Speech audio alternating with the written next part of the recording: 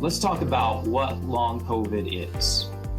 It's COVID that just keeps hanging out. It's COVID that lingers. Clinically, they say you're not returning to your normal state of health. It's not explained by alternative diagnosis, and it's not due to active viral infection, which means if you have a nasal PCR and you have COVID, it's not classified as long COVID. It's classified still as COVID. It's disabling America. This is a really big deal. We need to pay attention to it. Look at this. 1 in 5 people that get COVID have long COVID. Look at the number of cases, 65 to 100 million, the estimate ranges worldwide have long COVID. There's lost work days. The economic burden is in the trillions, $3.7 trillion. And then this statistic, 7.5% of the people, that's in the United States, of the population are reporting having long COVID, and your quality of life decreases. The common symptoms here on the left slide, you'll see brain fog, fatigue, loss of smell, difficulty breathing, joint pain, digestive issues. And then look at all the organs that it affects: heart, lung, skin, reproduction, stomach, head. And then look at all the subsymptoms. I mean, how do you characterize this disease? How is it driven? There's a study that mapped ACE2. ACE2 is the primary entry mechanism for SARS-CoV-2. You'll see the little virus in the center, and you'll see how it propagates itself all over to all these other organs. So ACE2 basically facilitates the spread. We've mapped it in 72 different tissue types. That's a lot. But where does it mainly go? Look, you got the fatigue, the shortness of breath. You see that on the right? These big bars. This represents the percentage of patients that have that symptom. So fatigue's number 1, and shortness of breath is number 2, joint pain number 3. Long COVID is a heterogeneous disease. That makes it a very big challenge for clinical trials. What sort of tests do you use? There's the endpoints, which is the clinical trial side. What endpoints are you going to use? So here's the problem. We have no validated tests or diagnostics that are readily accepted. And there's really no industry guidance on what these endpoints should be. And then, to make matters worse, you have this other thing called short long haulers and long haulers, so that we can't even decide on what the disease is. Now we're going to get into my theories on long COVID. Viral persistence, organ damage, and microclots, we're going to lump those two together. And then autoimmune response and dysbiosis. So I'm going to go through each of these, and then we're going to go through our peer review. So viral persistence, what is this? There's evidence out there that COVID stays in our tissues up to 12 months after infection.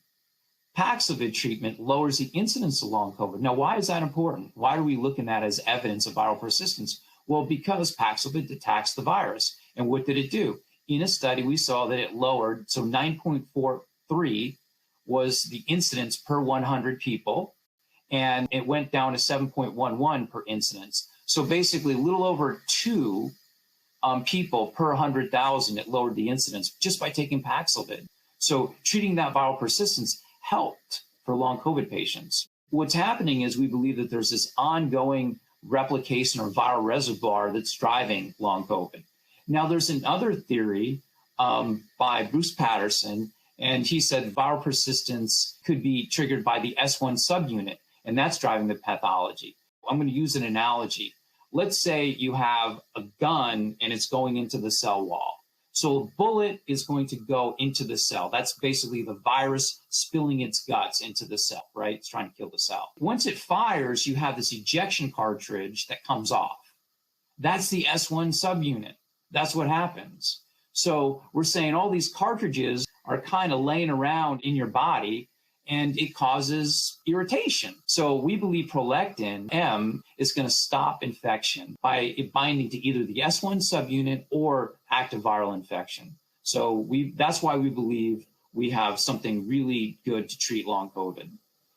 The next slide talks about tissue damage and microclots. Here are these damage-associated molecular pattern danger molecules. These are the DAMPs. And what they do is they increase inflammation and coagulation.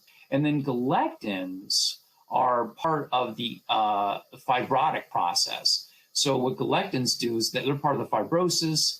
Fibrosis cuts off the supply to the organs, and That fibrotic process makes it hypoxic. It helps increase inflammation and coagulation. So what we're talking about is by stopping the galectin-3, we're helping in tissue damage and the microclot area. Now, here is an example of microclot, and there's the chart where you see the cascade that leads to a clot. That's the normal cascade that leads to a clot. What we're saying in COVID is it circumvents it, and the theory is the spike protein of COVID is going to basically promote this and cause the clots. So you end up getting this unwanted clotting and inflammation that leads to it. Now, the next one is autoimmunity. When you get COVID, you get immune response, and they're called antibodies, and these antibodies are made to respond to COVID. But what happens is some people have some antigens that are on the surface of their cells right now that are kind of similar to the spike protein. These antibodies are not created exactly perfectly for COVID. And what they do is they end up going to your body and COVID at the same time. And then what happens is you eventually clear the virus, but you've created these antibodies that also want to attack you. That's the problem. That's autoantibodies, or that's the layman's definition of what's going on there. And then finally, dysbiosis is basically the microbiome in your gut. It keeps everything in balance. But what happens when it's out of balance, you create a very, very favorable environment for these viruses to thrive, like Epstein-Barr virus. And Epstein-Barr virus is very much associated with that tired, fatigued, sleepy type of feeling. So what are we doing here for our galectin antagonist? We don't know if it works on Epstein-Barr or not. It may or may not, but we're saying the broad spectrum activity is very promising. And then finally, let me get into my development pipeline here. As you can see, prolectin I, what we're going to do there is we're going to go in healthy patients in a phase 1. The beauty about that is when we complete that, if the safety is there, wow, we can go into almost any phase 2 indication we want. Long COVID, some of these other ones, idiopathic pulmonary fibrosis, we could do massive label expansion. That's what gets me excited. Now, I said I was going to go over my peer review data. So here we have the control group and we have the active arm that was treated with our drug. There's a red line there. It's sitting at 29, and we want to be above that line. Look at how quickly the treated group in green gets above that line. Like, damn, it's there. Look how everyone went to a point and stayed above the line. And then day 7, 100% were PCR negative. You'll see that at the top. On the right-hand side, you'll say we eliminate most symptoms by day 7. Now, why is that important for the long COVID people that are listening?